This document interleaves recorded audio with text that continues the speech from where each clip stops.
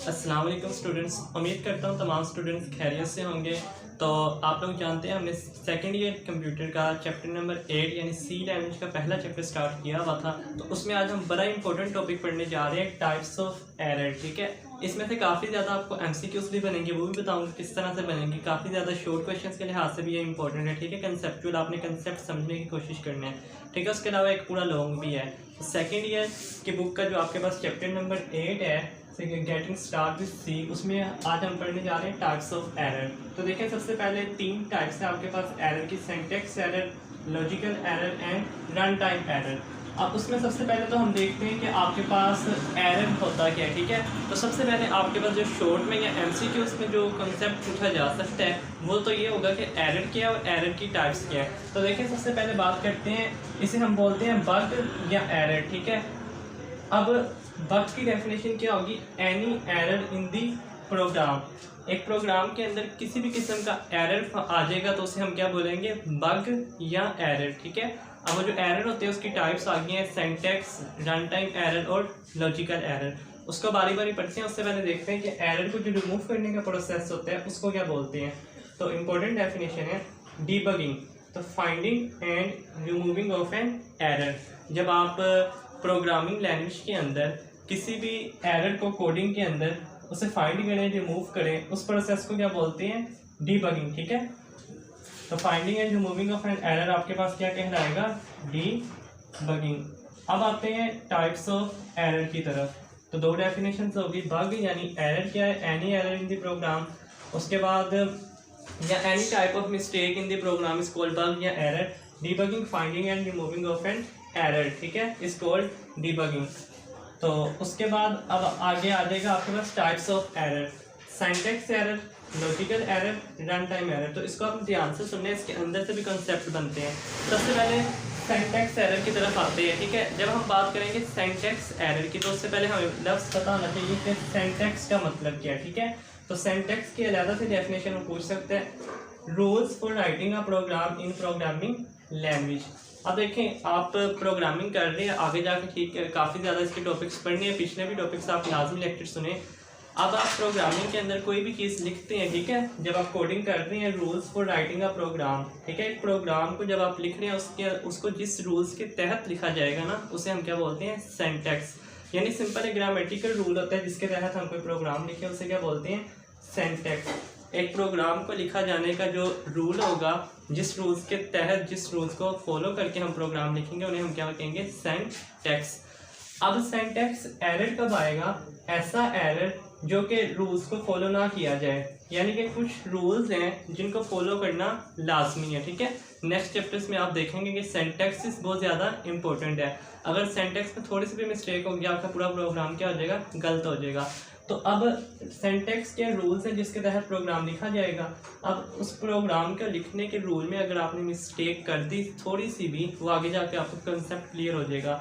तो उस रूल में जो एरर आएगा, यानी रूल में जब आप मिस्टेक करेंगे, उस एरर को क्या बोलेंगे? Syntax error. ठीक है, सिंटैक्स क्या? एक प्रोग्राम को लिखते वक्त जिन रूल्स को फॉलो किया जाएगा, अब उन रूल्स को अगर आप फॉलो नहीं करते, किसी भी रूल को, जो रूल्स हैं, तो उस वक्त जो एरर आएगा प्रोग्रामिंग के अंदर, आपके कोड के अंदर, ऐसे एरर को हम क्या बोलेंगे? Syntax error. ठीक है, मिसाल के तौर पर एक प्रोग्राम आपने लिखना है, आगे आपने काफ़ी ज़्यादा सिंटैक्सेस देखने हैं। तो किसी प्रोग्राम के लास्ट पर आपने इस तरह से ये निशान डालना है, कोमा कहीं पर डालना है, आप कोमा नहीं डालते या डेलिमिटर्स नहीं डालते, ब्रेसेस नहीं डालते, कहीं पर आपने सिंटैक्स में यानी रूल्स में शामिल है कि आपने ये ब्रैकेट डालनी है, आप लास्ट पर ये ब्रैकेट नहीं डालते, सिंटैक्स गलत हो जाएगा। ठीक है, तो इसका मतलब वहाँ पर जो एरर आएगा वो क्या होगा? Syntax error. आप लिखते थे, आपने लिखना 4 हो, आप इस 4 की जगह वहाँ पर लिखते हैं FORR। तो अब ये जो एरर आएगा, ये एरर क्या कहलाएगा?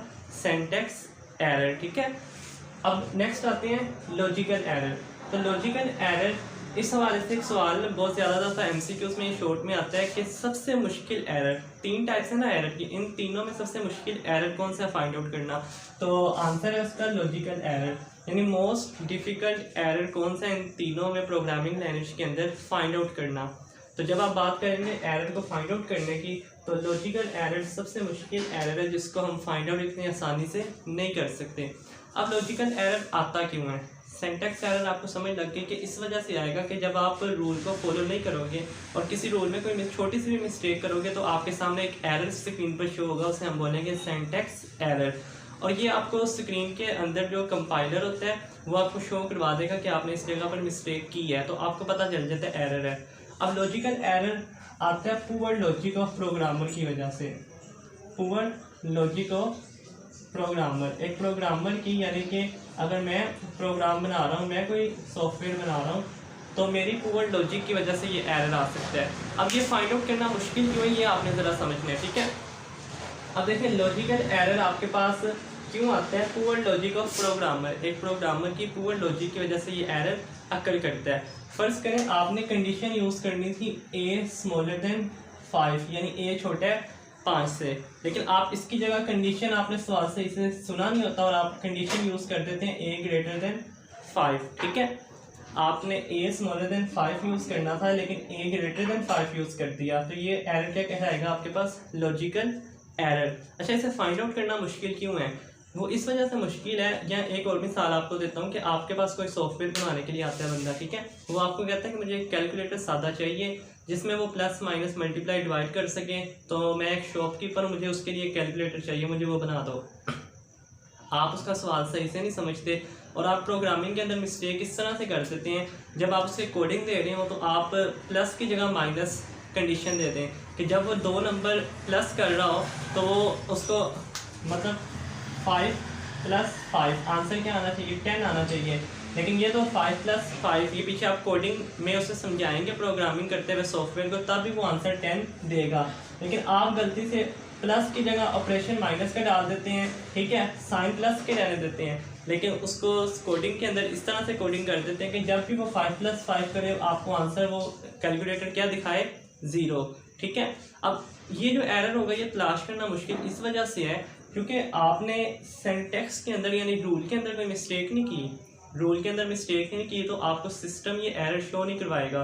जब आपको सिस्टम एरर शो नहीं करवाएगा तो आपको पता कैसे चलेगा कि आपके प्रोग्राम के अंदर कोई एरर मौजूद है। तो इस वजह से ये एरर फाइंड आउट करना क्या होता है सबसे ज़्यादा मुश्किल। जब आप सिंटैक्स एरर की बात करेंगे, आपने प्रोग्रामिंग के अंदर कोई रूल फॉलो नहीं किया तो आपको फ़ौरन से वो प्रोग्रामिंग के अंदर ही कंपाइलर जो आपका सॉफ्टवेयर है वो आपको बता देगा कि आपने यहाँ पर क्या किया है, मिस्टेक किया, तो एरर अकर कर रहा है कौन सा, सिंटैक्स एरर। लेकिन जब आप लॉजिकल एरर की बात करेंगे वो आता है पुअर लॉजिक ऑफ प्रोग्रामिंग की वजह से, तो उस सूरत में कंप्यूटर आपको नहीं बताता कि आपने एरर कहीं पर मिस्टेक की है। तो इसके लिए आपको करना क्या होता है कि आपको सारा प्रोग्राम दोबारा से खुद देखना होता है, ठीक है, उसको खुद से देखना होता है और फिर देखना होता है कि जो कस्टमर ने आपसे चीज़ें कही थी आपने वो सारी चीज़ें बिल्कुल ठीक पुट की हैं, इनपुट बिल्कुल ठीक दी है और आउटपुट कस्टमर के मुताबिक ही आ रही है। जो आपसे कैलकुलेटर बनवाने आया है, जो भी सिस्टम आपसे बनवाने आया आपने उसके मुताबिक उसको बना कर दिया, रिक्वायरमेंट्स पूरी की हैं, तो आपने पूरा प्रोग्राम शुरू से एंड तक लाजमी देखना होता है बनाने के बाद। अगर उसमें कोई मिस्टेक आपको नज़र आ जाए तो आप दोबारा से उसको करते हैं, ठीक है। तो इस वजह से लॉजिकल एरर आपके पास सबसे मुश्किल एरर है। लास्ट पर आता है आपके पास रन टाइम एरर। तो सिंपल सा रन टाइम एरर आपके पास ऐसा एरर है जो कि आपके पास एग्जीक्यूशन, एक प्रोग्रामिंग के एग्जीक्यूशन के दौरान आता है, ठीक है। और इसकी एग्जांपल इस तरह से कि आप कोई ऐसी फाइल जो एग्जिस्ट ही नहीं करती, ठीक है, कोई ऐसी फाइल कंप्यूटर को दे दें जो एग्जिस्ट ही नहीं करती, तो उस दौरान जो आपके पास एरर आएगा during the execution of program, उस एरर को हम क्या कहेंगे, रन टाइम एरर। जैसे कि आप किसी भी नंबर को डिवाइड करवाते हैं 0 के ऊपर, तो वो क्या होता है, अनडिफाइंड होता है। आप किसी भी नंबर को 0 पर डिवाइड करवाएं तो वो नहीं हो सकता। आपके पास कैलकुलेटर से आप करके देखेंगे, किसी भी नंबर को रखेंगे डिवाइड करेंगे 0 से तो क्या आंसर आएगा, अनडिफाइंड मैथ एरर आएगा आपके पास।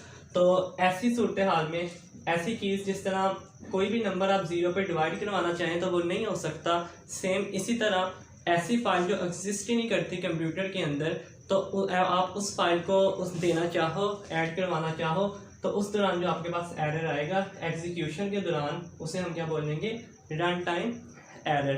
तो 3 टाइप्स थी। उससे पहले आपको बग यानी एरर क्या होता है पता होना चाहिए, any mistake in the programming, ठीक है, वो आपके पास एरर या बग कहलाएगा। Debugging, finding and removing of an error code debugging. Syntax, जिस रूल के तहत आप प्रोग्राम लिखेंगे, फिर उसकी 3 टाइप्स हैं एरर की, syntax error, logical error and run time error. तो उम्मीद करता हूँ आपको आज का लेक्चर अच्छे से समझ आ गया होगा। कोई भी कन्फ्यूजन हो आप कमेंट सेक्शन में लाजमी पूछिए। इससे पिछले लेक्चर्स का आपको जो लिंक है वो कमेंट सेक्शन में मिल जाएगा, प्लेलिस्ट भी मौजूद है, वो भी लाजमी सुनिएगा। ठीक है, अगले लेक्चर के लिए इजाज़त दीजिए। अल्लाह हाफिज़।